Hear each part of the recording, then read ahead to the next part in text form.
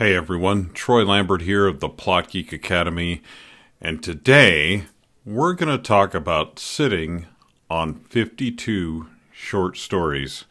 Now, a part of this video is going to be me just being really real with you. And I'm going to tell you a little bit of a story, but a story that I think that will help a lot of you, and it'll also help me to talk about something that I've been wanting to talk about for a while, and that's the uncertainty that's a part of the publishing industry. There's nothing you can guarantee more in publishing than uncertainty. Now, to get started, I'm going to take a drink of a creation of mine called the Caucasian Nog. Now, it's a White Russian. Hey, if you're familiar with The Big Lebowski, you know about the White Russians, or maybe it's just a drink that you like. But this one is made instead of cream. Is made with eggnog. So I call it a Caucasian Nog. I drink it every year around this time of year. And every year in December, I start to look forward to the next year. And I start to make plans. I start to wonder what's going to happen with my publishing career the next year. And I try to make plans that have solid goals and things that I could actually achieve, but that are also reasonable, and things that, if the situation in the world changes, I'll still be okay. That uncertainty that's a part of our industry won't kill me, it won't cause me to quit, it won't cause me to leave, it won't cause any of those things to happen. So I'm going to tell you a story about December of 2019. Now, we all know now what happened in 2020, but in 2019, December of 2019, we had no idea what was coming. So I basically challenged myself that the following year I was really going to concentrate on a lot of my own writing. So in order to do that, I challenged myself to a 1,000,000-word year. Now, this is known as Millwordy, various different names, and it's been done by other people as well. This is not an original idea that suddenly I came up with in just 1,000,000 words. However, what it's like, to put it in the marketing jargon that a friend of mine decided to use, is it's essentially nano, only twice as many words and 12 times as long. Okay, I didn't tell him that didn't sound like a really great selling point, but what I did that year was I started a Facebook group that said, hey, we're going to do 1,000,000 words in 2020, and I'm like, this is just what we're going to do. Anybody want to join me? And there were 40-some people on Facebook that joined me in that group, wanting to do 1,000,000 words. Now, if each of us made 1,000,000 words that year, that would have been 40 million new words ready to put into the world. Well, at the same time that I announced this, a friend of mine came to me and said, hey, you know what you should do as a part of your 1,000,000-word challenge is you should do this short story challenge. Basically, you write a short story every week for an entire year. It has to be at least 2,000 words long, because the theory is, according to Ray Bradbury, you can't write 52 bad short stories in a row. I'm willing to roll with that theory, and I was willing to take a chance because this was another way for me to get to that 1,000,000 words, which I thought was going to be challenging, but I figured I could probably do it pretty easily. Okay, but here's what happened. 2020 came along, and suddenly the world was upside down. Well, there are friends of mine that were writers that could not write in 2020. There's some of them that are still stalled because the world was such a mess. And when the world was a mess, they couldn't find their center and they couldn't find their place with writing. But me, I'm the opposite. When things go bad in the world, I escape into my writing. And that's the thing that suddenly matters the most to me. So during 2020, I wrote those 52 short stories. I was done with my 1,000,000 words in the year by November, and another novel came out of that last month of the year, and that's a completely different story. But I escaped into writing, and I wrote those 52 short stories, all of them kind of set in the same world. Well, I always thought I should put those in a short story collection. I should put them in a book. I should organize them, maybe put them in a different order, maybe write a novel that's set around those 52 short stories. I should do something with them. But a year passed, and then another year, and then another year. Now, at that same time, in December of 2019, another thing that happened to me was I became the education lead for Plotter.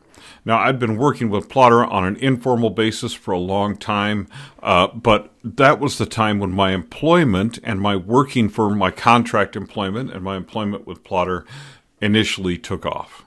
Okay, so I was spending a lot of time helping other writers by creating educational materials, creating video, and talking about plotting, which was one of the things that just makes me the happiest in the world. Story analysis and plotting, just if you get me on that topic, I'll keep going for hours. And I was able to do that and get paid for it. Now, I wasn't making a lot of money from Plotter, and it wasn't a lot of hours, but sometimes I would give them way more hours than what I actually got paid for. And I would spend time at conferences talking to people about Plotter when I wasn't even directly representing and advertising Plotter at that conference. And I was happy to do that because I not only loved the software, but I loved what it was able to do for writers. And I loved how it allowed me to do story analysis in a different way and do things differently than the way I had done them before. Well, let's fast forward a little bit. During those years, what happened to me was my own writing took a back seat.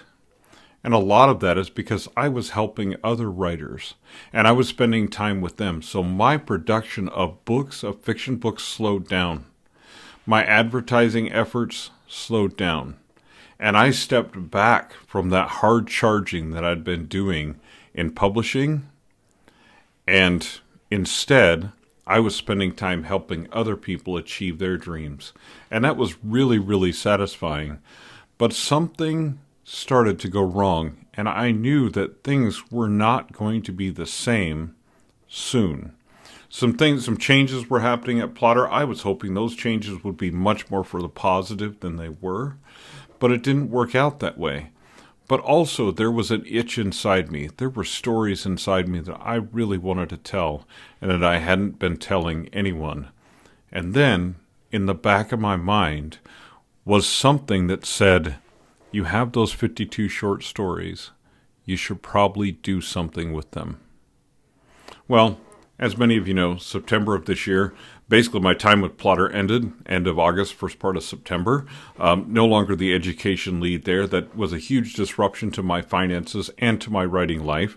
And I had to take some minutes to reset and determine where I was going next and who I was. And thus, the Plot Geek Academy was born out of that. Another way for me to help writers and another way for me to pursue that love of teaching, that love of story analysis, but apart from the organization that I'd been a part of for so long.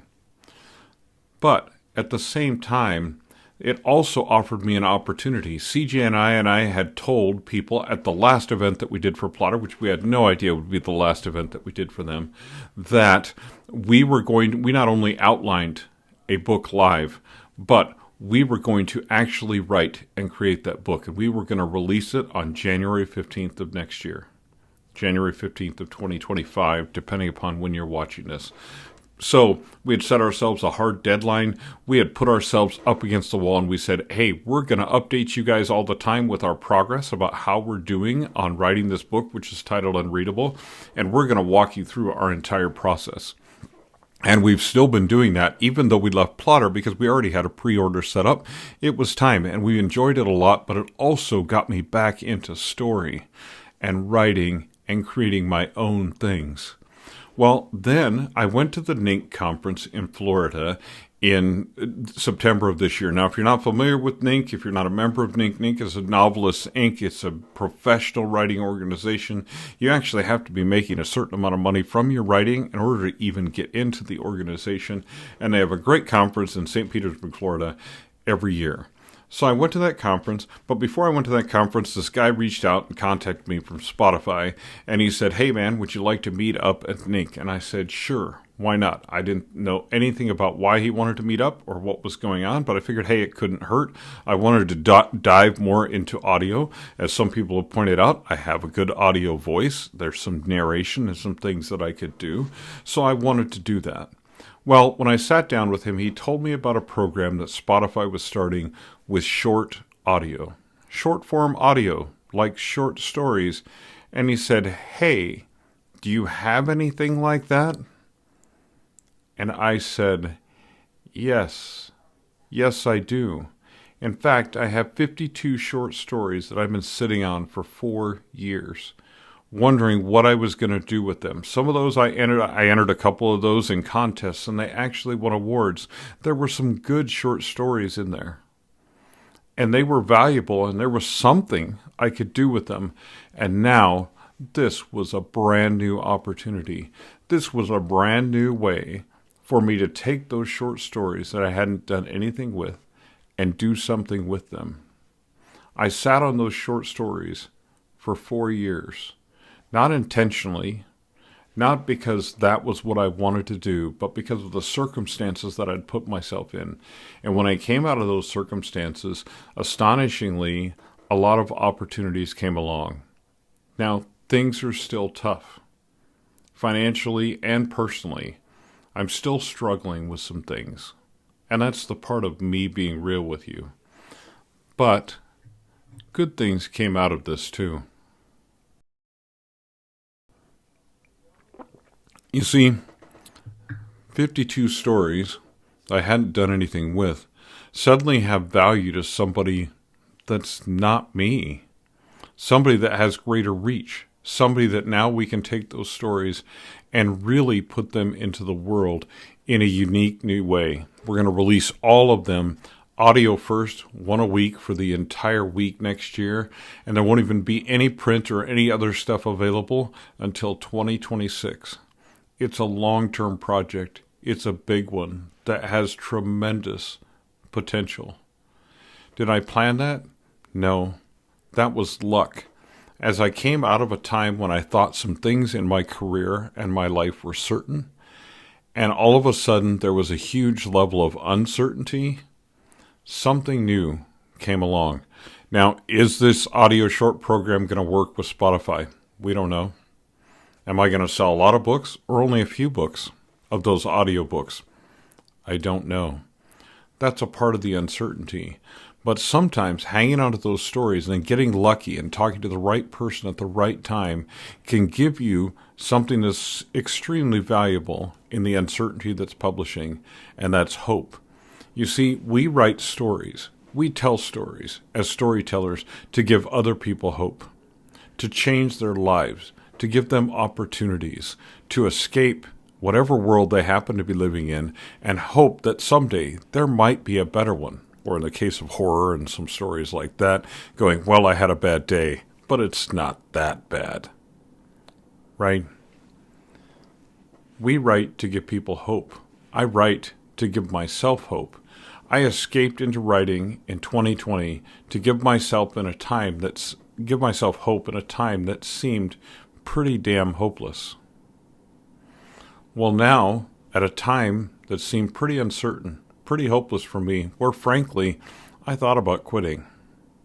I thought about not helping writers anymore. I thought about dropping back writing to part-time and going and getting myself a job and re-entering the working market, whatever that looked like. But I chose not to instead. Instead, I'm not only leaning into these 52 short stories that I have piled up, but I'm leaning into new books, new work. I'm writing faster than ever. I'm streamlining my business with new tools that we have that make doing that more possible than it's ever been. This is one of the greatest times in history to be a writer. And as a result of uncertainty, and as a result of sitting on 52 short stories for way longer than I should have, I'm entering 2025 with hope. It's my wish that you're doing the same. That you're going to enter 2025 in a new era of writing, in a new era of your career, and a new era of hope. There's lots of uncertainty. There's a lot of uncertainty out there. We don't know what's going to happen with AI. We don't know what's going to happen with book cover design and audiobooks and many different things that are going to change drastically probably over the next year. Sooner, over the next 6 months. We've had things like Kindle Vella disappear and new subscription platforms emerge. All kinds of things are changing. But in the middle of that, as certain as we are that there's going to be uncertainty, we can hang on to one thing: hope. Hope in our stories, hope in our abilities, hope in our talents, and hope in who we are. At least, I hope so. Thanks everybody for joining me. We hope that you'll join us next time for our next video. If you hadn't done it yet, hit that subscribe button, hit that notifications bell to be sure you don't miss a thing, and we'll see you in 2025 when exciting and amazing things are going to happen. Thank you.